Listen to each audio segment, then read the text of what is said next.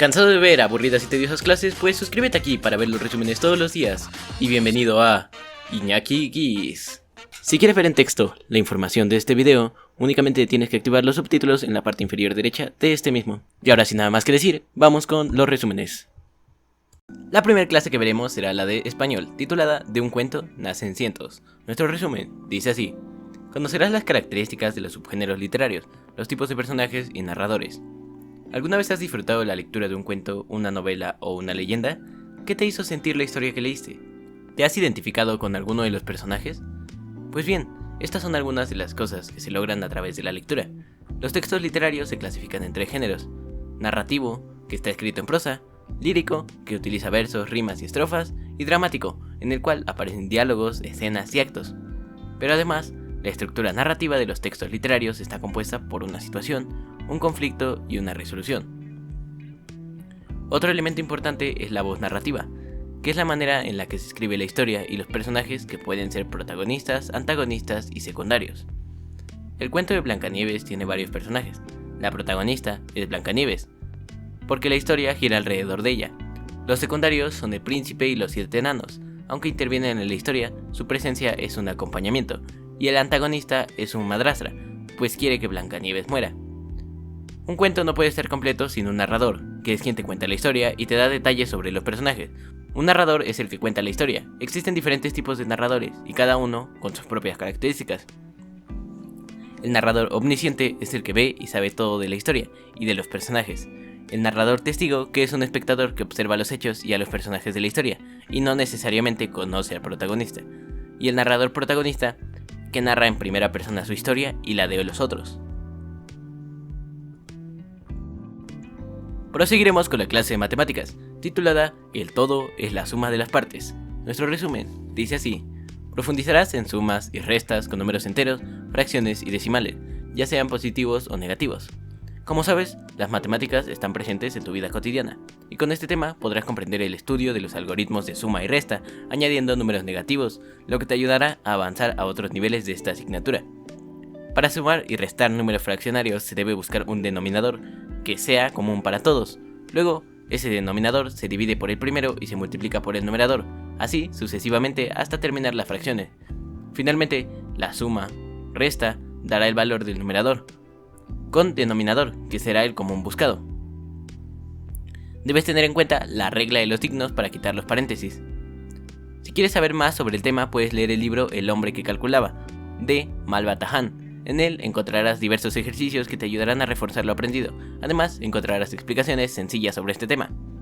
Un libro siempre te ayuda a comprender mejor un tema. Incluso en el mundo de las matemáticas, hay obras muy interesantes que te servirán no solo para los temas específicos, sino para tu cultura general. Continuaremos con la clase de historia, titulada Tratados económicos y áreas de libre comercio. Nuestro resumen dice así: reflexionarás sobre la importancia del comercio internacional y de los tratados y áreas de libre comercio. A lo largo de la historia, los seres humanos han intercambiado productos para satisfacer sus necesidades. En los siglos XVIII y XIX, con la primera y segunda revolución industrial y con los avances en los medios de comunicación y transporte, cambiaron la forma de trabajar y producir bienes. Hubo expansión económica y se establecieron nuevos mercados internacionales, reduciendo los tiempos de traslado de mercancías. En la segunda mitad del siglo XX, surgieron organismos e instituciones financieras internacionales para regular las relaciones comerciales de los países. Se impulsó la competencia y la disminución de los impuestos al comercio. Además, se crearon estrategias económicas entre países con base en tratados y la formación de áreas de libre comercio. En las relaciones de comercio se puede vincular los mercados locales, nacionales y el mundial. Asimismo, establecer acuerdos, tratados y regiones comerciales. Los acuerdos, tratados y la conformación de regiones comerciales buscan integrar los mercados del mundo y estandarizar el consumo impulsado por los avances científicos y tecnológicos, principalmente en los medios de comunicación y transporte. Los productos que consumes, como la ropa, alimentos, aparatos electrónicos, en su mayoría están hechos en otros países, porque el proceso productivo se lleva a cabo en diversas etapas y en varios lugares, donde las empresas transnacionales requieren obtener la materia prima, instalar plantas de producción o de mano de obra barata. El comercio internacional crea interdependencia económica entre los países y se han firmado tratados comerciales para formar áreas de libre comercio y uniones aduaneras, con el objetivo de fomentar los flujos comerciales. En las últimas décadas, el comercio internacional se ha intensificado considerablemente, impulsando nuevas formas de consumo y venta de productos. Los acuerdos, tratados y regiones comerciales influyen en muchos ámbitos del desarrollo de las naciones y en la vida de las personas. El comercio internacional, derivado de los tratados y acuerdos comerciales, impacta en los países y en varios aspectos de la vida de sus ciudadanos. La dinámica en familia de esta clase es muy sencilla. Solo dice lo siguiente: comenta en familia sobre la importancia que los acuerdos y tratados comerciales tienen en nuestro país. Si te está gustando el video o te está siendo de utilidad, recuerda que nos puedes apoyar en la tienda de Fortnite o de Epic con el código INAKI1708. Continuaremos con la clase de física, titulada Iguales y a la vez distintos. Nuestro resumen dice así: reconocerás que todos los seres vivos nos nutrimos, respondemos al medio ambiente, nos reproducimos y lo hacemos de distintas maneras, lo cual favorece la sobrevivencia y se expresa en la biodiversidad. Los seres vivos compartimos características que nos unifican y hacen diversos. ¿Te has preguntado por qué los seres vivos somos iguales y a la vez distintos? ¿Cuáles procesos vitales tenemos en común y cómo los realizamos? O en su caso, ¿qué relación encontramos con la sobrevivencia y la evolución de las especies? Ahora conocerás diversas formas de nutrición, la relación que existe con el medio ambiente y la reproducción de las especies, específicamente en este caso, las plantas carnívoras. En el proceso evolutivo de las plantas carnívoras, la ausencia de nitrógeno en su hábitat natural las obligó a generar un sistema de alimentación sustitutivo a través de la captura de animales, insectos sobre todo. Este es uno de los principales atractivos de una planta carnívora a la hora de su adquisición, pero también exige de unos conocimientos en cuanto al modo de alimentarlas, pues una inadecuada alimentación puede matarlas. Se piensa que el hábito carnívoro ha evolucionado en al menos 11 linajes separados que se encuentran representados por más de una docena de géneros en 5 familias. Estas incluyen alrededor de 630 especies que atraen y atrapan a sus presas, producen enzimas o poseen bacterias digestivas y absorben los nutrientes resultantes.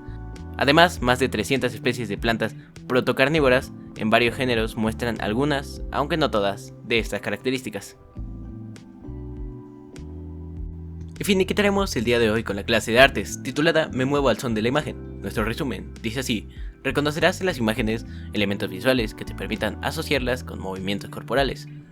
Moverte libremente en el espacio es uno de los primeros aspectos que debes realizar para hacer danza, es decir, conocer tus propios movimientos y habitar el espacio que te rodea. Tal vez pienses que al estar en un lugar muy pequeño no hay posibilidades de moverte mucho, por ejemplo, como ahora que estás en casa, pero en cualquier espacio es posible realizar una infinidad de movimientos. Para ello, debes explorar las calidades de movimiento asociadas al tiempo, al espacio y a la energía. Tu cuerpo puede adaptarse al espacio y moverse rápidamente al cambiar de postura, y también puede hacerlo muy lento. Cada forma de movimiento tiene una calidad, es decir, una acción específica para moverse y comunicar algo. A través del uso de la energía, puedes hacer movimientos rápidos, lentos, fuertes, cortados y continuos, entre muchos otros. Y si combinas cada uno de estos movimientos con otro u otros, tus posibilidades para moverte en el espacio se vuelven infinitas. Pero eso no es todo. Justamente el espacio te ofrece otro abanico de posibilidades para combinar más movimientos.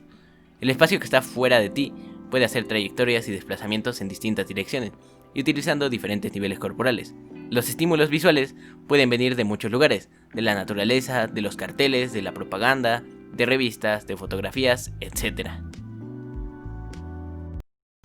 Y eso ha sido todo por el video de hoy. Si te gustó, recuerda darle like, suscribirte y activar la campanita para estar al tanto de próximos videos. Si crees que le puede ser útil a alguien más, no olvides compartirlo. Muchas gracias y hasta la próxima.